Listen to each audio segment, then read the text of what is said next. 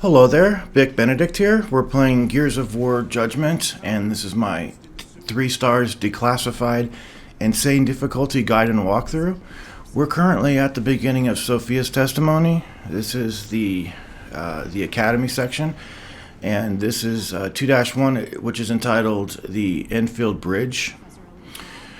So this particular challenge is actually quite difficult. Mainly because it's so awkward.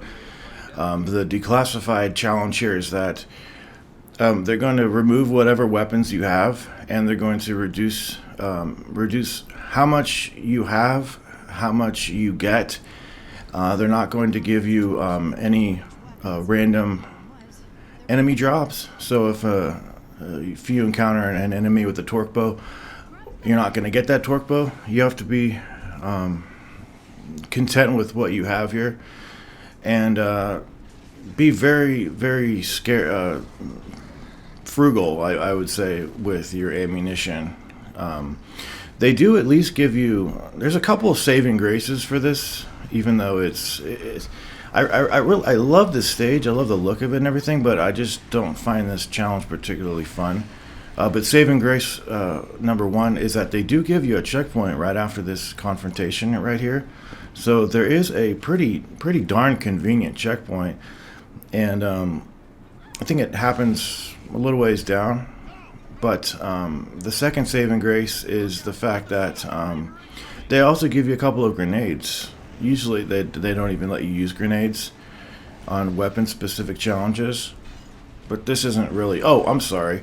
I didn't even mention that the Reaver count is increased too, so you have that to deal with. I like to save the grenades to throw them at and on the Reavers. I really like that feature in this game. How the grenades are more than just grenades. They adhere to surfaces. They're sticky grenades. I really like that. But the drops that you get are pretty scant, so you want to definitely be conservative about what you use. And I do like to use the grenades on the Reavers to save some ammunition. The Reaver's HP, it doesn't seem like it's as much as it was on the other Gears of War games. I was just playing Gears of War 2 recently, and those Reavers have a lot of HP. They definitely modified it so that it's a little more doable for the person doing this.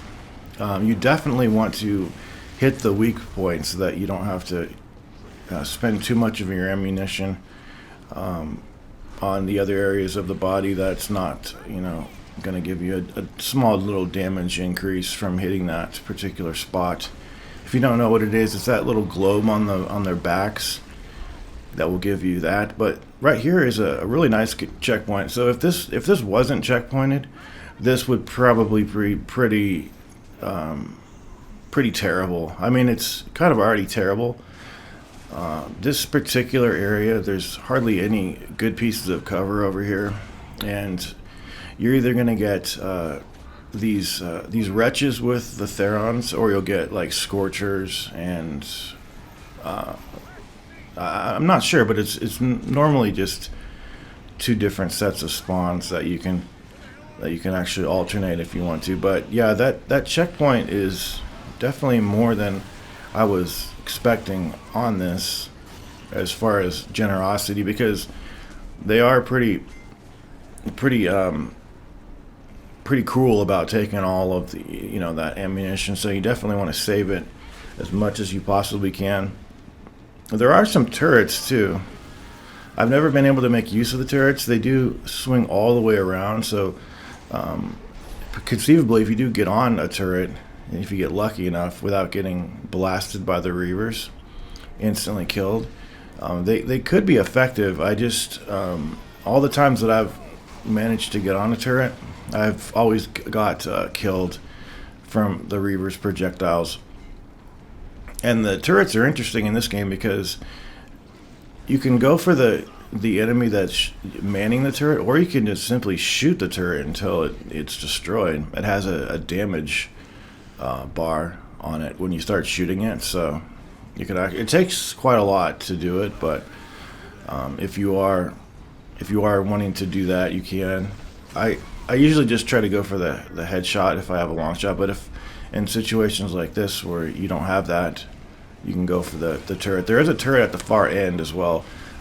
Your teammates are fairly helpful on this part. I think once you kill this Reaver over here, there's one or two Reavers left. And once you do clear off these Reavers, it's pretty much good. They're gonna clear you.